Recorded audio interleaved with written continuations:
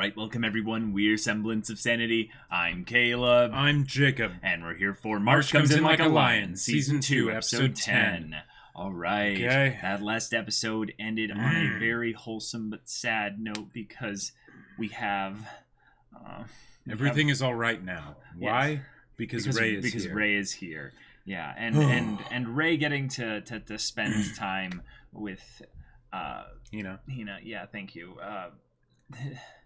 It's perfect because, as we mentioned in the previous discussion, it's not just that he's here when she's on her school trip, so it's somewhere where she doesn't have anyone else, but he has her, or she has him here when she's not with the rest of the Kawamotos, which means that she can be a little bit more vulnerable. Right. And he's specifically coming here and giving her home. Yeah. Right. When she felt like she would have no respite, right? That she was going to have to just deal with this for, 3 whole days by herself. Yeah.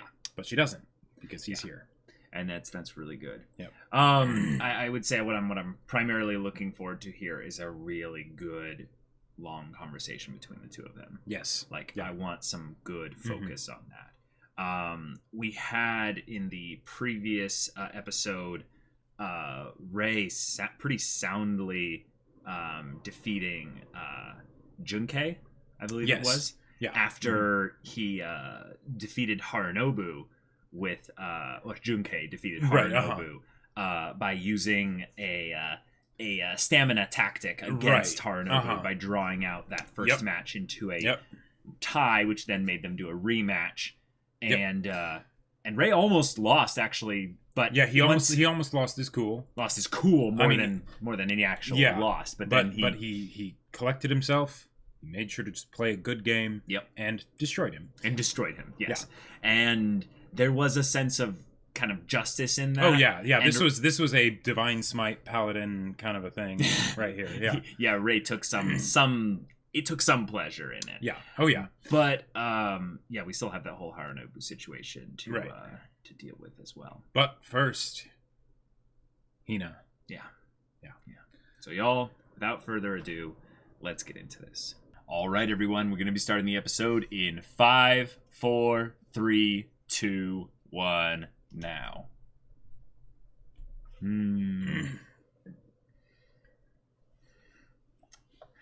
Oh. One of my favorite things about all the anime we get to watch and stuff is just the different types of emotions I get from all these OPs. Oh, yeah. And this OP, given that it's been now, 10 episodes. 2.5 months, of us essentially just getting to enjoy it. Yep. I love that. Just, yeah. The use of color, I know I've said this so many times, but the use of color in the show is absolutely incredible. It's not something that I would have expected early on, given how, muted in a lot of ways the show is. But, man. Yeah.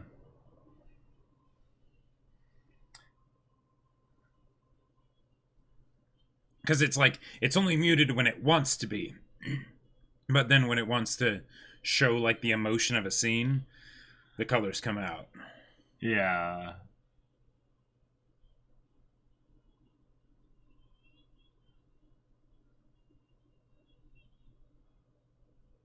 Oh.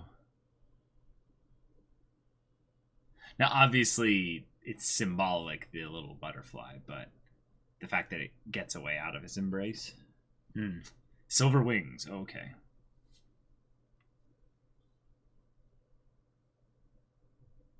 Oh.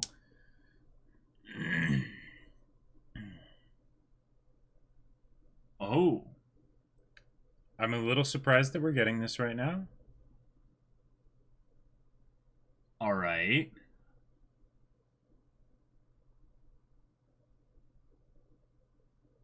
Oh. Oh.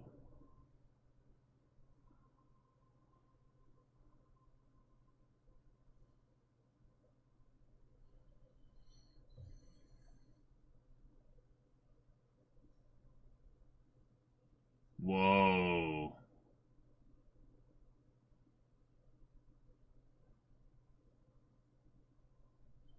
but that's not as catchy. Right. Is this going to be the thing where we humanize this guy? Yep. Yeah. Because now he has to go back to his regular life since Ray beat him. Yep.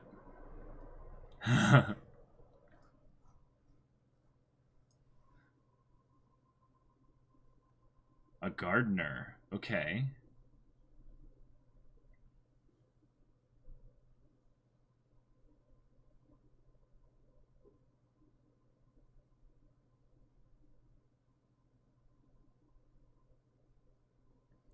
You know, this show has a lot of slice of life elements, but it's these types of episodes where they focus on like a specific aspect of a person's daily life that they go really in deep depth into a character.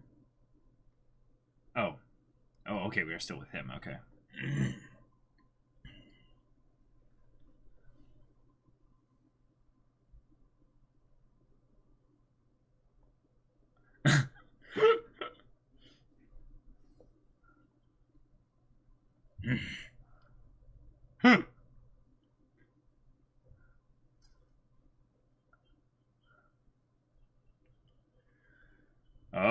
Oh boy.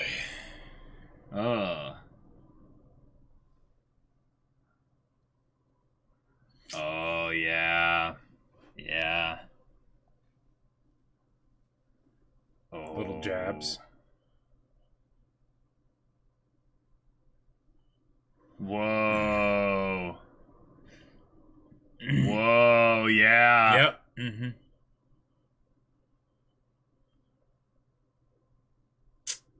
For real, though. Mm-hmm.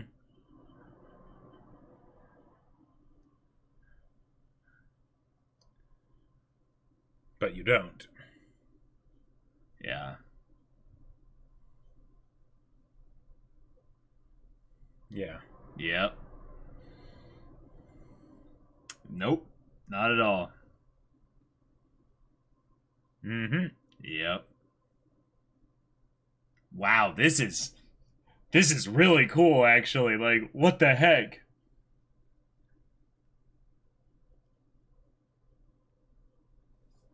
Oh, okay. There's something an he's actual passionate real about. question.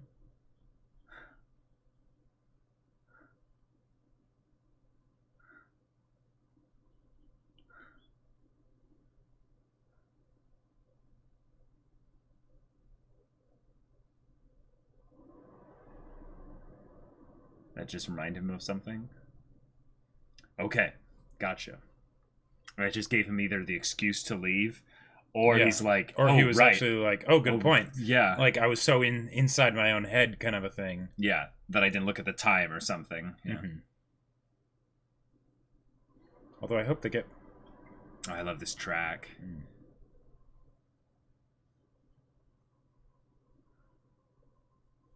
Oh, cool. Sweet.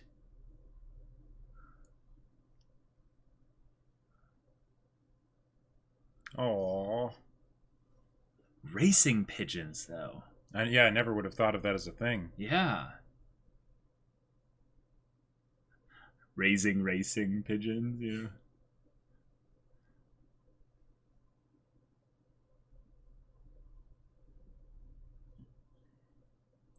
God, I love what this show does, like, underwater. Mm-hmm. Wow. Ouch. Yeah.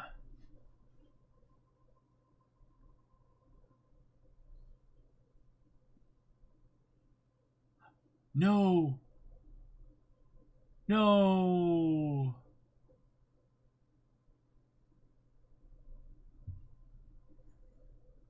Oh.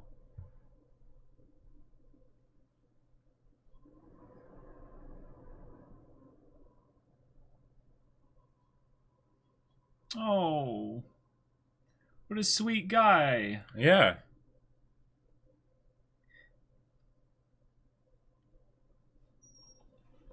Oh.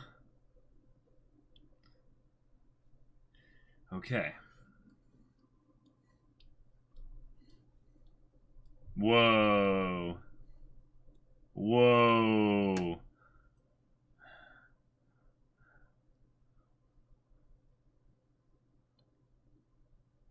Sea of Blood? Or I think this isn't supposed to be taken as literally as possible, but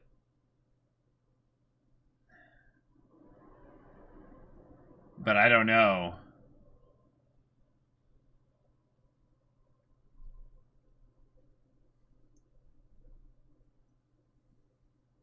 Oh, gotcha.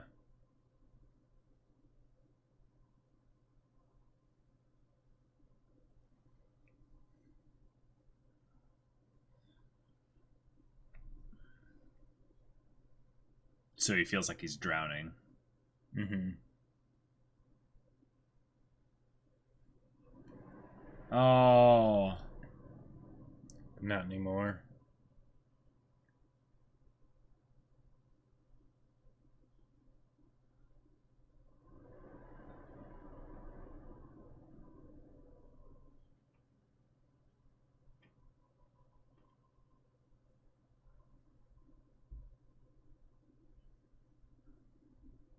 Jeez. Just doing that over and over. Yep. This feels very much like ping pong. Sure. I mean, his character design is a simple one, but wow. Because they're together. I mean, but are they really? In his mind, they are. I think it's more just that they are the ones that continue plunging back in, and he's not one that's willing to do that. Sure. Yeah. Maybe because it's more fun for them, whereas for him it's just work at this point. Maybe.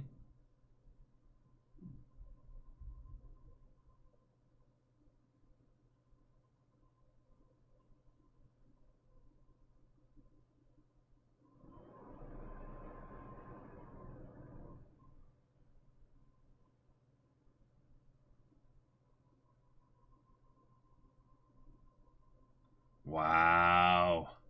I'm loving this imagery. Just yeah. Because his story is one that translates into so many other different like mediums and such. Well, and given what we've seen of Ray, we know that it's not as simple as that. No, it's not as simple as that at all. But from the outside, that's what it looks like to him. Totally.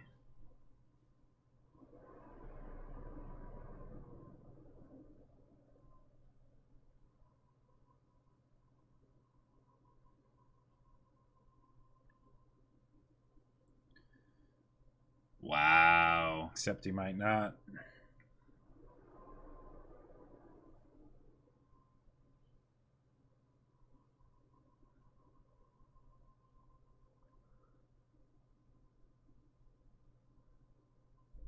Wow. Wow. And he knew what he was doing. Like, yeah.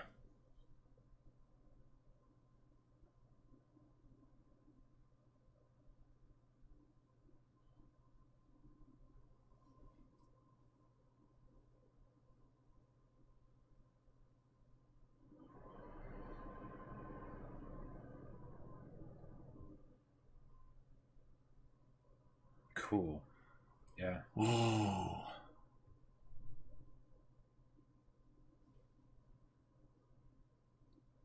Oh, we can see Harnobu.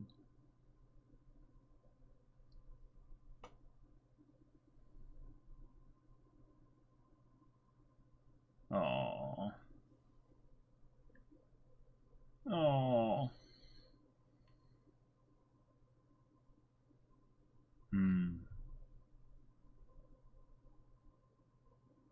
Nice. Nice. Yep. That's awesome.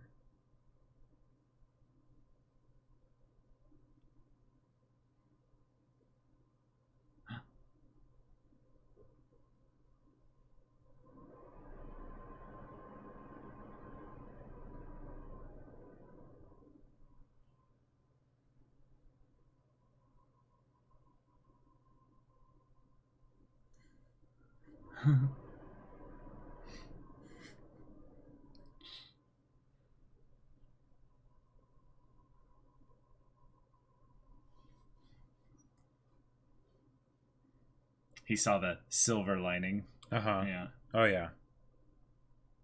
Oh, and reaching up towards the oh. Right.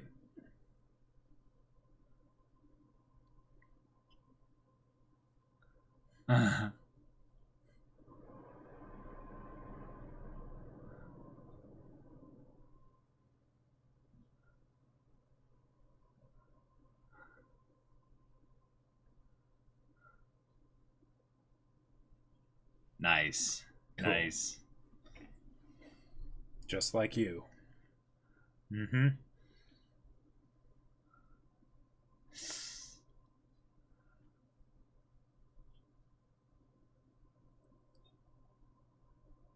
Wow.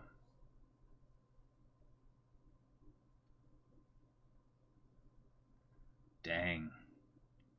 Okay. Yeah. Wow. All right. Okay. I was worried there for a second that they were just gonna not have there be a conversation at all. Right.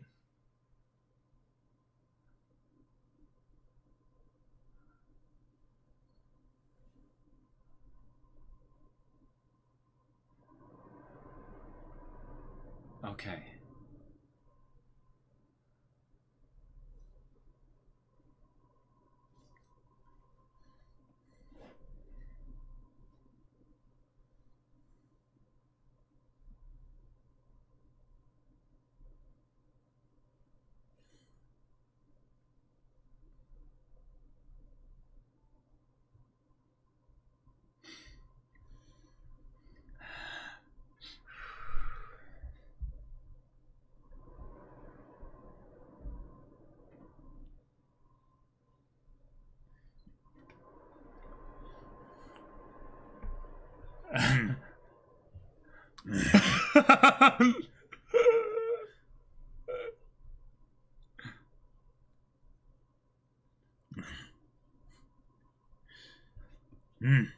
Yes. Here we go.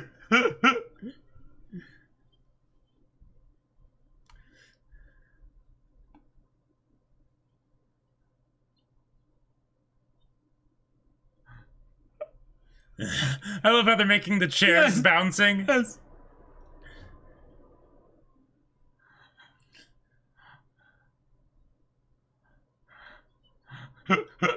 They were just putting in toppings and forgot about what kind of ice cream. The grandpa's just like, oh.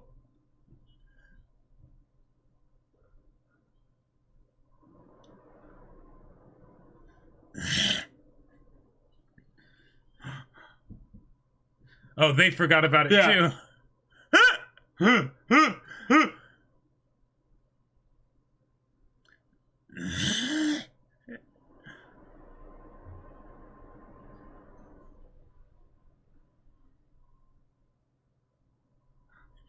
Shing.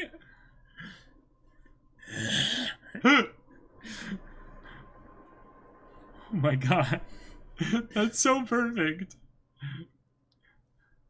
Now they're like dizzy, almost drunk with the food.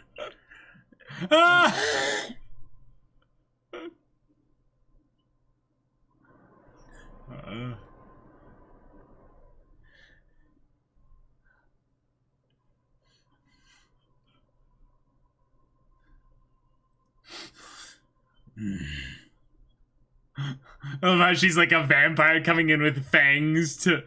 Yeah. But I'm happy.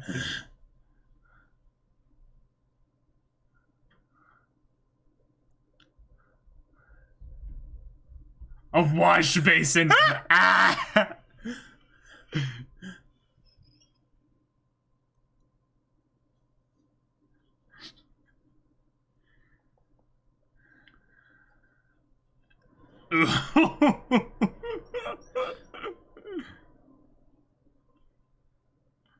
Right. Which is extra filling. Yes. And then the noodles as well.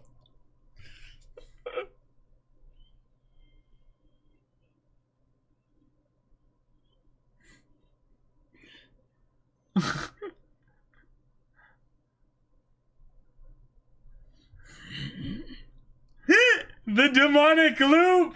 No!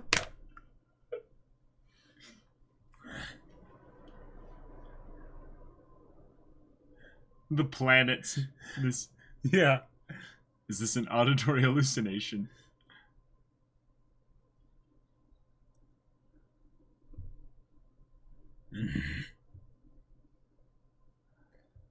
Oh yeah, poor Momo.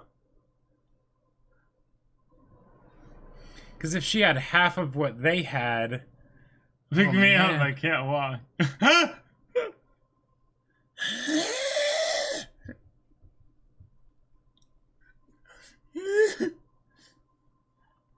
Ray can carry Momo, right? Just. Ow. Oh my god. But, like, are we not gonna have a conversation between Hina and Ray?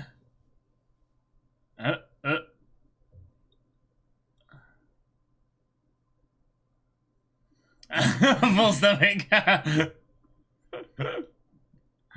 Oh, with all the bubbles, it's so wholesome and family and... Ah! I'm impressed that she's held it for this long. Yeah. Ah!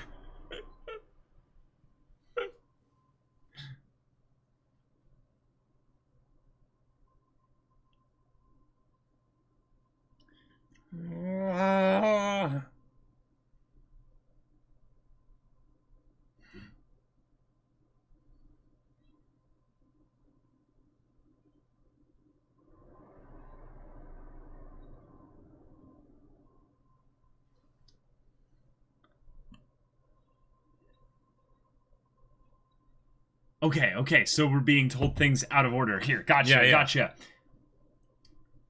And then she gonna say what happened there, and then we'll get to see it? He found me.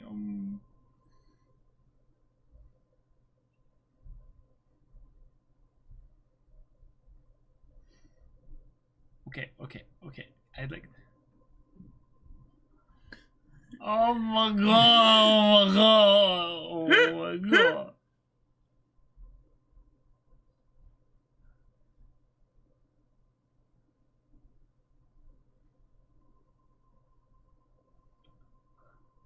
Oh, so that she doesn't get bullied by the girls for... Yeah.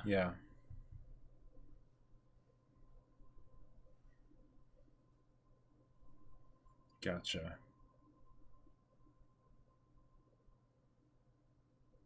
Oh.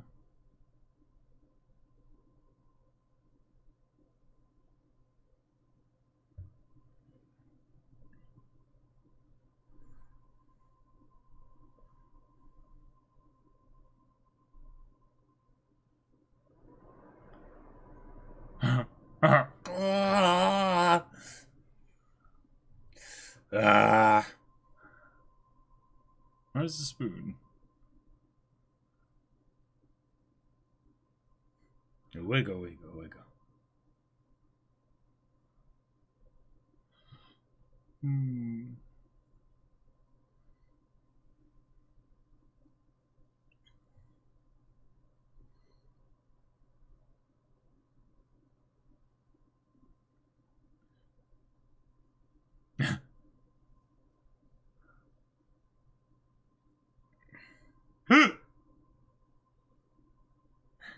Professional shogi players have remarkable memories.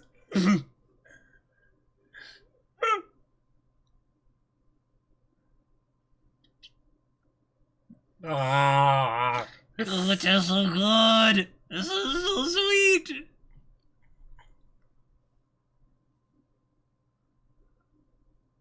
The medicine was super effective. Yeah, we got it. Yep.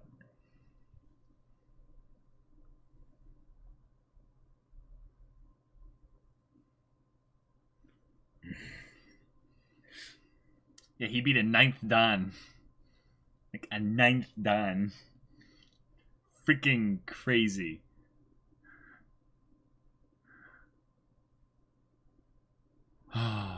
Yep. Oh, okay.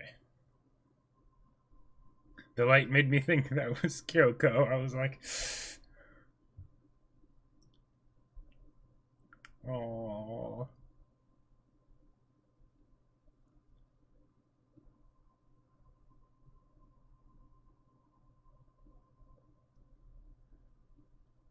Oh. Your stomach is full, but my heart is full. Yeah. Oh my gosh. I was so happy. Like that was good. And we didn't even need a really big conversation because it wasn't about what he would say to her that would be helpful. It was about the fact that he was there. That's right. That's right. Oh, the medicine was so good. This episode was medicine for my soul. Oh, yeah. I'm so happy. So, correct me if I'm wrong, but that's Suji, the dragon. That's Suji, the dragon. Well, that's what I was a little bit confused about. I was like, wait. They called him Jun K, but then they said after 187 moves, he beat Takeda Suji, who is the dragon. Am I confused with something here? Well, because there was the dragon guy, and Ray saw the move that the dragon didn't see, right, in the game with Shimada and what's his name. No, I think I'm confused. But yeah, there was a part where it said, I think that's Junkei. But they showed that Ray beat Takeda Suji, right, who is the dragon, in 187 moves. I almost wonder if that was something of him like projecting out into the future, like you're gonna go far, kid. But the specific moves makes it seem like it wouldn't be that. Yeah. Well, okay. All right. Well, that was a very different style of episode. Yes. Very good episode. We got focus on Junkei. Yep. And I apologize for the confusion there towards the end there, y'all. Yeah. I ended up thinking that Takeshi Suji and Junkei were the same person. Right. But clearly no. He was that one guy that Ray fought before Shimada in season 1. Right. Yeah. Way back when. Way a long time ago. There was a character who was a 9th Dan that Kiriyama defeated. And pretty casually almost, too. Yeah, casually in terms of the amount of screen time they gave to the match. And the thing was the guy who he was fighting or playing against and stuff had this kind of like almost like condescending nature to him and stuff as well, and yet to lose so like casually to Kiriyama like that, even though it was apparently 187 moves, which they showed here, it kind of it make it maybe feel better for Junkei to realize, oh yeah, right, he was able to do that, and now, granted, the other guy probably wasn't maybe fully applying himself. Like, there is this notion in March that they set up where the players don't necessarily stay at the position that they're at because they could, very easily just slack off a little bit and then they get beaten, right? Yeah. And they're people. They're not infallible. Right.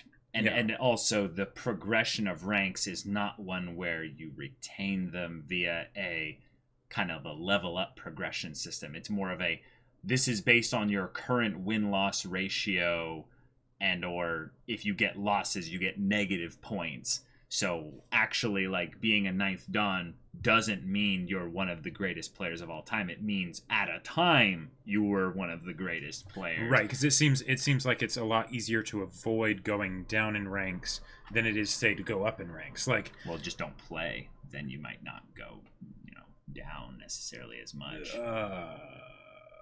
Sure, potentially. Yeah, I don't know. But yeah.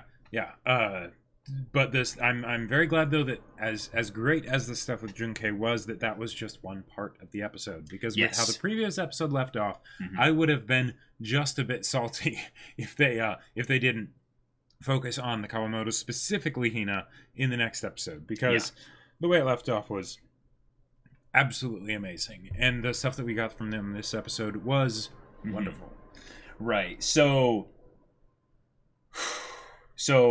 Junkei's story aside, we have a lot we'll talk about with Hina for sure. But Junkei's story seems to be one that got basically a lot of symbolism put into it to showcase not only how his story is one that's similar to Rei's story in a lot of ways, but one where his whole plight, his struggle, his dealing with social situations and stuff like that could be applied to any professional or any person who takes some passion of theirs and starts to excel in it. Right.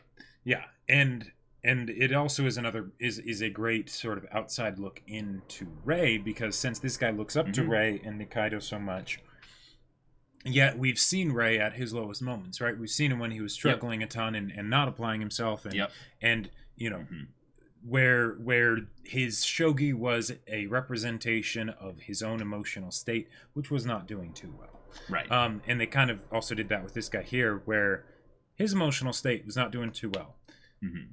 Hence his shogi didn't do too well. Yeah. And that when he mended the emotional state, some of the circumstances that put him into that emotional state ended up resolving as well, with Silver coming back, which was wonderful. But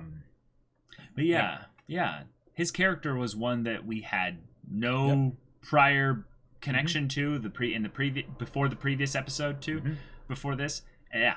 And then in this episode, when we finally get kind of an opportunity to focus on Hina, they focus on Junkei. Right. And that might just be the manga format, maybe. I think that is part of it, but I wonder if basically what they're trying to set up is a little bit of the future of what Rei's storyline will be like, because he's now moved beyond the swimming upstream, swimming against the current style of story, to now having some measure of success. Right, now he's soaring.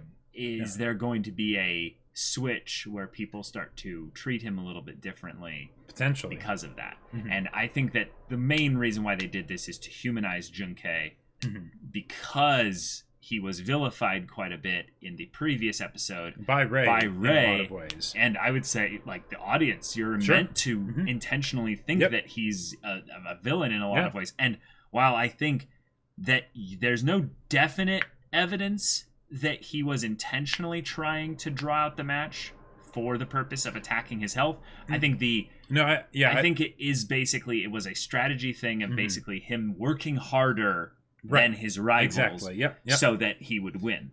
Because it's not just believing and wanting it and all that. It's being able to work harder. And in his case, you know, the whole thing of the working even an hour more than your rivals. Well, he made it so that he could work that extra hour than his rivals. More than Harunobu could. But I like that he considers both Harunobu and Rei rivals in the aspect of their dogged, like, unrelenting passion to, like, jump into the eye of the storm, basically, like, over and over and over again. That they're his aspirational rivals. Like he almost sees, like, he wants to be like them, which is pretty cool to think about, because he is quite a bit older than them, for one. And the idea that even someone like Harunobu, who has the health problems and everything like that, he's still, it's not like even like a fierce belief really in Harunobu and Rei. It's just it's obvious to him. He's like, you guys are going to go so much farther than me. Right? He equated it to will at some points. Basically, that they had a desire, a belief. The arms crossed flaming Harunobu that we saw in the second OP of season 1, you know. And in some ways, they weren't looking at him. Nope. In the way that he was looking at them, they weren't looking at him. They were always looking beyond, towards the answers, the things submerged below the depths, and they would go in over and over again. So that passion, that, I would say, stamina that they're showing there, and him basically feeling like maybe on some level this was a freak accident, his win, because he basically gamed the stamina side of things. Because when Harunobu smiled at the end of the match, basically going, "Oh, you're gonna go for 2? Let's go. Let's do this. I can do this. I can do this all day." Right. And then his body gives up on his will, and it's just like, I feel like he feels a lot of not shame about that, but a lot of relief surrounding that. Sure. His victory was one that came not because of his skill, but because of his stamina, his willingness to go and jump into the storm again. Although I wouldn't be surprised if there was a bit of guilt in there, and hence the flowers. Sure. You know. Yes. Hence the flowers, which was awesome. Cool. Like, because I didn't catch on right away. I probably should have, but I was like, oh yeah. And then are they going to say that, like, you know, Ray dropped off the flowers or whatever, even though they had already shown him gardening and all that. Right. And then it's like, oh no, yeah, that's right. Yeah. Yeah. Mm-hmm. But okay. So Jun K is great. Yeah. Right. That's all. That's awesome. They did a good job with his character development. They didn't need to give him character development, but they didn't. It's great. He's great. But him aside. Yeah. Kawamoto's, Hina, all that. We didn't see too much of them actually hanging out in the conversation or whatever, but they showed us what we needed to see. Mm-hmm. What order do you want to do this in? Do you want to go for the conversation, since that was the earliest thing chronologically, or do you want to go with the way the episode kind of showed it by having... Let's go with the conversation, because that's, I mean... Because I feel like they managed to do it in a way so that the conversation didn't really cover very much, right? You know, because it was like what, you know, him bringing the food, and then you know, him giving her his sweater and glasses so that they could go hang out and not get in trouble for it, basically. Right. That was great. But anything else that, like, other than that, really on the conversation side of things, what I think they really did focus on here was how much she not just enjoyed the gestures that he did and the little things like the pudding and letting him wear letting her wear his glasses. I think there was another side of it where she was kind of looking at him in a little bit of a new way. Yes, and which Akari picked up on. That is something later followed up later with Akari. Yeah. So I think that they doubled down on that a little bit by just showing how adorable the Kawamotos are, but specifically how adorable Ray and Hina are when they're in the same shot. Basically. And also one thing that I forgot to mention is that the fact that she put on his sweater and everything, it's like, oh yeah, that's adorable, right? Yeah. But there was something else that happened. Yeah. She undid her ponytails, which, it's, you know, something to make her look different so that way they don't get in trouble, all of that, right? Yeah. But here's another thing. It is a physical manifestation or representation of the fact that she has basically taken down the guard, right? She's completely, you know, comfortable here, right? Yep. It's another representation of the fact that she is at home here. Yes, because she said so. Right. The thing. Yes, that too. Yeah. Because, you know, when like even though Hina usually wears, you know, ponytails or pigtails or I don't know the hairstyles, but that sort of like messy hair almost is the kind of thing when it's like, okay, you just wake up, right? You know, and you're getting yourself ready for the day, right? And that's kind of what was happening here. Right. You know, she has her respite, and then from this, then she's going to go and, you know, put back on, you know, pigtails, ponytails, whatever, I don't know, and then basically go once more into the breach with, you know, with the other kids, and she's going to be okay this time, right? So pigtails is side, ponytail is one out the back. Okay, so pigtails. Yes, that's right. Yeah. All right. I believe that's what it is. Yeah, you're probably right. I think that's what I know it is, that pigs' tails have a corkscrewy kind of thing going for it there, which you can't really do with hair. So, yeah, I can't draw a thing from it visually. Oh, like an actual pig's tail, right? So then, yeah, anyways, they're probably the same thing. Yeah, but right, and they're lower rather than. Yeah, up there. But anyways, so that I just thought that was a really cool visual storytelling thing they basically did there. And then of course it also goes into the whole thing of her being basically like, oh, maybe she likes Ray now, which, you know, she probably doesn't even realize. Yeah, what was really sweet about their final little scene together of helping Momo rush home to get herself to the toilet. Yep. It's like, okay, what's really special here is just before this time, we had our little comedy scene of them putting every topping in a bowl, then remembering, oh, right, we have to put ice cream in this thing at some point. Oh, all right, need to have the fried all stuff. The other fried stuff and even udon noodles. Udon, and it's like, okay, wait, so So this is all Ray gifting them his, kind of like, hey, this is something I can do. Yep. I'm just going to treat you guys because I love you guys. And you're awesome. And it's done under the guise of I'm celebrating because, I just won this thing. Right. So what I think it is that it's a connection of, it's a follow-up, essentially, of Ray being clever with how he puts himself into these situations with the Kawamotos where he can be helpful and just giving of himself and in some ways showcase how much he loves them as basically family. And I think that cleverness is something that Akari picked up on just a little bit towards the end, not in that it was some kind of scheme or something like that, but that she sees, oh, Ray, look how well you're doing.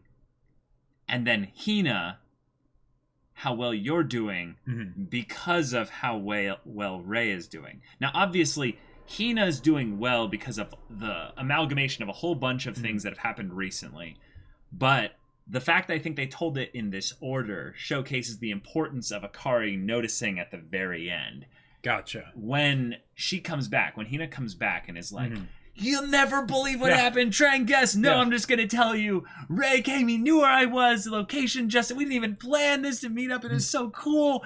And she's like smiling, she's beaming. Yeah. She's like, my stomach feels so much better. The medicine actually worked. And then Akari's like, the medicine worked. Yep. And what I think that is, that medicine, I don't want to go too symbolic here, but we wanted to when we were in the reaction. We're like, the medicine worked. Raise the medicine. Yeah. Well, and also here's the other thing. Okay. Here's the other thing. So she comes back home and she's all freaking out and telling them about all that, right? When Ray found her, that was when she was on the way to the beginning of the trip. Right. Yeah. So there was a lot of time. Days later. Right. Days later, she's still freaking out about it. It was day 2, I believe, of the trip. Was it day 2? Yeah, I believe it was day 2. Yeah. I thought it was day 1. It might have been day 1, but because they were only going to be there for like a while. That was like one of the. It was like 3 or 4 days, but they were only going to be there for like a couple hours or something, or something like that. But that just adds even more to the fact of like this is kind of a big deal. Very big deal. Yeah. And Akari noticing that whole thing of the medicine, I'm going way off the deep end here in terms of reading into the symbolism here, but medicine is basically something that requires, intellect. It's something that requires basically some level of knowing what you need for the problem that's a specific solution for a specific problem. Yeah. Meaning that someone who knows when to apply a specific solution for a specific problem had to have thought about this, and there's basically energy and focus put into that thing. I think Akari looks at this and sums it all up as Ray really, really cares not just about Hina, but about us. Yep. And he is doing well enough that he can invest that mental, emotional, energy, focus, time, everything into us in a way that he hasn't done in the past.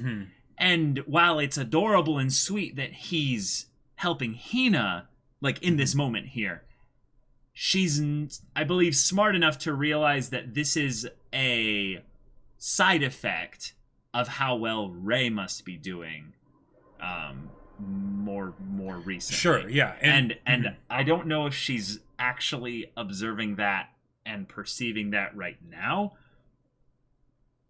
but I would put my money more in Akari being kind of the observant one than the not observant one. Well, and also, especially after she just had a really wonderful night with desserts and everything. But even then, she's the kind of person that does not, like, more than anyone else, she's the one who doesn't want charity, right?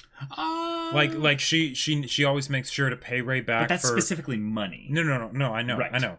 But here in this case, right? She was willing to have Ray pay for all the stuff and then order all this stuff. Because here's the thing. Now it could just be an anime comedy thing, of like, oh, don't think about it too much because, we're going to have this adorable thing of them all being like, ooh, and this, and this, and this, and this, and this, and this, and this, and this, right? But I could totally have seen Akari being like, okay, yes, Ray's, offering to pay and whatever, and cool, that's great, but I'm still not going to go totally crazy with it. Like, I'll get a bunch of stuff and I'll enjoy it and it'll be great, but I'm not going to get such a ridiculous amount of everything, right? I think you could go along the lines with that if Akari wasn't out in a more public setting. Well, like, here's why I think that you're onto something here, but I think it's different because Akari, it would be basically screwing over both Hina and Momo, but also it's in the company of the grandpa, and I think the grandpa would be like, what are you being this way, like, Akari? Let him do the thing here. Okay. Yeah. So the reason why I was saying that is that I think one of that is also a representation of how much more Akari has come to depend on Ray and be okay with depending on Ray because of everything that's happened with Hina. Right? Gotcha. Because before it was something where, because it goes back to the whole thing that Hayashida said that applies very much to both Akari and Ray of if you don't depend on other people, then they won't depend on you. Right? Mm-hmm. And because Akari has depended on, because Ray has depended on them and Akari has depended on Ray, this is now the thing where she's able to be like, okay, yes, yeah, I can depend on Ray, right? Totally. That's okay. Yeah, I think that's a good part of this. But since that focus is so specifically surrounding the Hina situation, and this is something that does benefit directly, Akari here, and because she gets a fun treat basically. Sure. But also Ray does have to pay for all this. Like, this is not going to be a small bill or something like that. I think she is wash on all the cost side of things because it's not even a transaction between this is all for Hina. This is, like you said, more of a thing of him being like in a good place. Like, she's never seen him insist in this way. Like, the way she asked him twice if this was okay. And he had this, like, shonen determination, like... Yeah, the determined eyes. Right. Yep. And that plays into the comedy for sure. But I think this was about more than, like... or not that it was more about, but it wasn't as focused of an Hina medicine situation, basically, if that makes sense. Oh yeah, no, I'm not saying that she was doing that because she thought that this would continue to help Hina even more or something, but basically Ray's one of the family, right? Ray truly is one of the family, and he's not just a stray puppy that you're taking care of. He really is one of the family. But, like, was that not the case until now, or is this just a visual piece of evidence? This is another visual piece of evidence. Gotcha. Something that would not have happened before that is happening now, and it's because that realization has been made, or consciously or subconsciously. Gotcha. By Akari, and then also by Hina. So it's not that he wasn't family prior to this. It's that this is further affirmation that because he's a member of the family. Right. It's not. I'm not trying to say that, like, this is the specific moment where Akari, determined that Ray was family or something like that. That I would say happened more of when she opened up to him when she was washing the vegetables in the sink. That was really recent. That was really recently, like, right? Like. Yeah, it was a few episodes ago. Yeah. Yeah, I would say maybe it's more of a thing of where Akari has. Like, maybe some trust issues with regards to this, right? Because she constantly feels like she has to be the one carrying the burden, right? Because she's the mom in this situation, right? Yeah, and that's where it's more of a thing of, because Ray, I feel like, has been family since earlier season 1. Yeah, like earlier season 1 stuff. Like, he hasn't been, in her mind, a questionable member of the family or not, but more of a, like,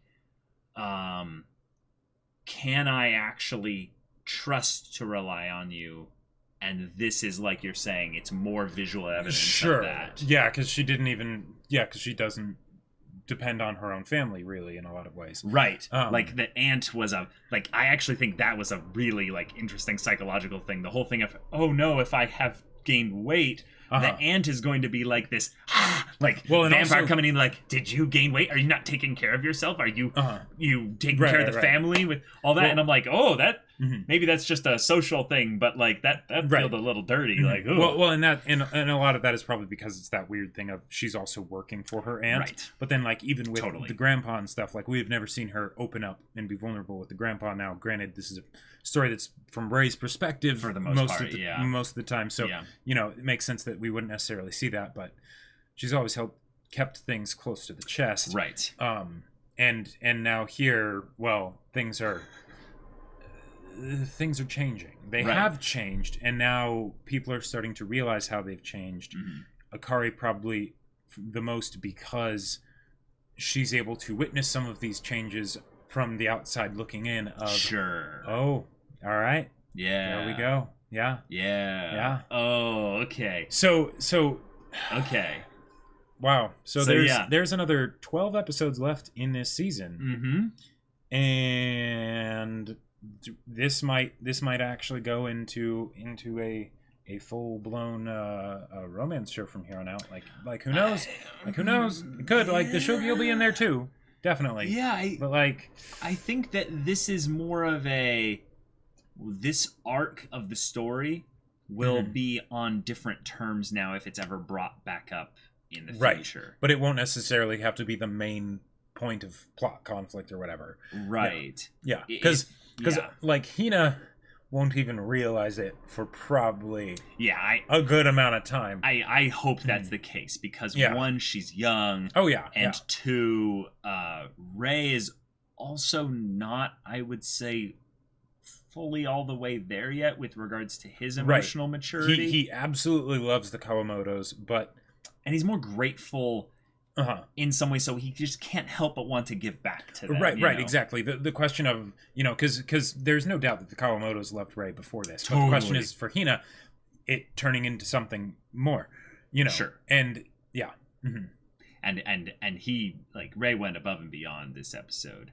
Like I am so proud of him for doing all the things that he did, but like I said, like at the end of the reaction, it wasn't about what he had to say.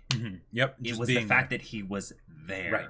And Ray probably sees it as the least he can do. Yep. Like that's the thing. That's the thing. Like, yeah. And then we had all that adorableness with Momo being Momo. Yes. And it was... And I loved her basically just saying, like, I don't know what all this stuff is, really. Right. I'll get the same as Hina. And then they're like, okay, make it like a half portion because she's a kid, And then later they add on the fried stuff and the udon, which is probably a good idea because, like, the fact that Momo was able to stomach even half of the other stuff that they got is kind of ridiculous. And it did seem like I don't know if we saw them taking home leftovers or anything like that, but it did seem like Momo didn't necessarily eat everything. Well, I would not be surprised at all if Ray and Grandpa basically were like, okay, we'll help. Yeah. But I would also not be surprised if Hina and Akari ate Momo's, like, extra stuff to the point where that's why they're sitting there, the thing just being like, women are terrifying. Yeah. Like, where do they put it?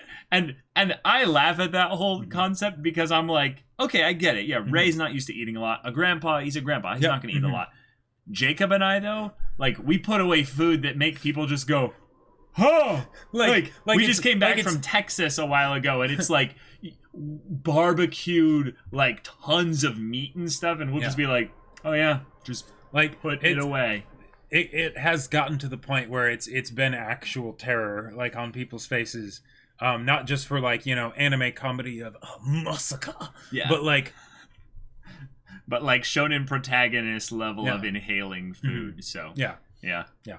But it was a great, wholesome, funny, and cute end to the episode. The one thing that I wish we got to see is the actual full. I mean, we kind of did at the one part they showed the platter, but, like, the platter in front of them of the characters, right? Like, because we had the montage of all the things going past, and that was fantastic. But I would have loved to see it finally getting like put down in front of them, boom, you know, and, and they're just like, oh yeah, and Ray and the grandpa are just like, no, there's no way, and then later, you know, it's like they're empty, you know, they cleaned it all out, and they're just like, ugh. I would love to see Ray like the next day just going over the bill and being like, huh, okay, like that I could maybe do a few times a week, but not want to make it happen. I mean, he made a stupid amount of money over the course of that tournament. He did, but like the way she was like running out of room on the receipt, the waitress, but it was still it was still like toppings rather than like, you know, each one is an entree. Right, but I could see like the whole thing, the whole grand total of everything being like $150 or something like that. Yeah. Depending on how nice the place is. And that's true. Whoo, for 4 people, huh? Oh my god! Well, and the fact that most all of that was dessert. Like, and the grandpa being kind of like sweet, like, oh, I'll get a fried mochi. Like he's getting the simple, like, just good tasty things, but it's like exactly. Oh man, but y'all, this was an episode. Thank you so much for watching our reaction to it and the discussion. If you want to see the next episode's reaction to this wonderful show right now, go check out the link in the description below for our Patreon. You could get on early access there, and any level of support gets you access to our Discord, where you can chat with us about these stories, about us, also about a specific story he just finished writing. Yes, my passion project sci-fi novel Battle Lines is still available for pre-order. No, not pre-order. Regular order on Amazon. Yes, the great Bezos. Yes. So link in the description to buy it. Go check it out. It's a pretty great book. I finished it. I read it. 5 out of 5 stars. It's pretty awesome book. So yeah, if any of that interests you, we'll see you there. But until then, we're Semblance of Sanity. I'm Caleb. I'm Jacob. And we'll see you all next time.